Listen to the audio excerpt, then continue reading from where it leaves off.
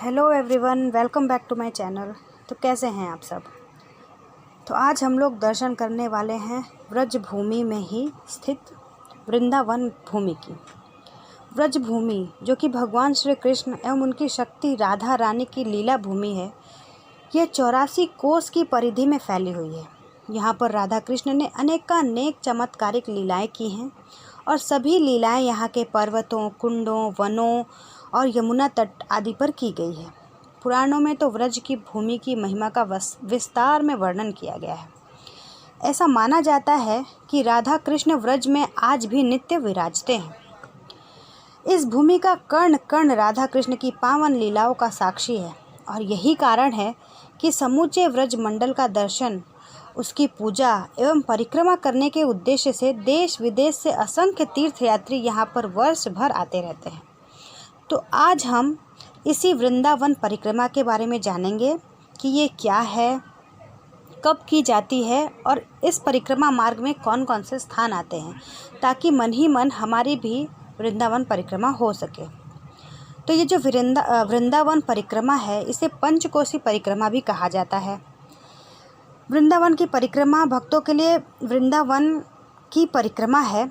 वृंदावन जो श्री कृष्ण की बाल लीलाओं से भरा हुआ है, राधा कृष्ण की दिव्य प्रेम लीला स्थली से परिपूर्ण है, जहाँ गोप गोपियों और ग्वाल बाल के साथ श्री कृष्ण जी ने बचपन में क्रीड़ा किया था और अन्य बहुत सारे मंदिरों का संगम है। तो अगर वृंदावन में कोई किसी भी प्रसिद्ध स्थली से परिक्रमा शुरू करे और सभी वृंदावन में के जो भी कृष्ण की लीला और पौराणिक स्थान हैं, उनके चारों तरफ के मार्ग पे चलकर वापस उसी स्थान पे आ जाए, तो उसे ही वृंदावन परिक्रमा कहा जाता है। तो चलिए अब जान लेते हैं कि वृंदावन परिक्रमा कब की जाती है। तो आम तौर पर तो वृंदावन परिक्रमा एकादशी पर की जाती है। वैसे एक भक्त अपने भगवान की तो जब चाहे परिक्रमा कर सकता है। तो पूरे साल में आपको जब भी मन करे आप परिक्रमा कर सकते हैं, नहीं तो एकादशी पर तो ज़रूर करना चाहिए।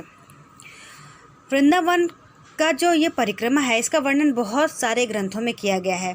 वाराह संहिता में है, भविष्य पुराण में है, इसके अलावा बहुत सारे ग्रंथों में इसकी महिमा के बारे में बताया गया है। अब जान लेते हैं कि वृंदावन की जो ये परिक्रमा है, उसमें आने वाले कौन कौन से मुख्य स्थान हैं।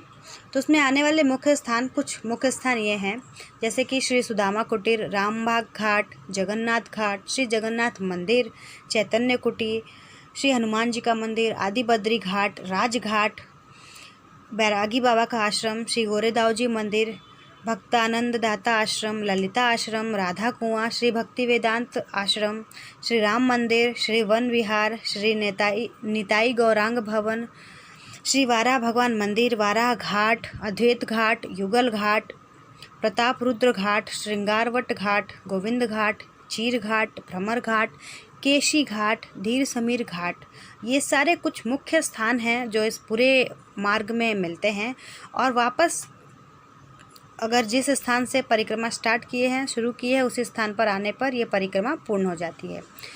परिक्रमा के समय भक्तों को सिर्फ थोड़ी सी बातों का ध्यान रखना होता है, जैसे कि उन्हें कुछ खाना नहीं चाहिए, नंगे पैर परिक्रमा करनी चाहिए और जब तक परिक्रमा पूर्ण ना हो जाए तब तक उन्हें भगवान का नाम जप करते रहना चाहिए। तो बस इन्हीं कुछ बातों का ध्यान रखना है और इस तरह से वृंदावन परिक्रमा पूरी हो जाती है। तो बस यही थी आज के वीडियो के द्वारा दी हुई कुछ जानकारी। अगर आप लोगों को ये जानकारी पसंद आई हो तो प्लीज़ मुझे कमेंट करके ज़रूर बताइएगा। धन्यवाद।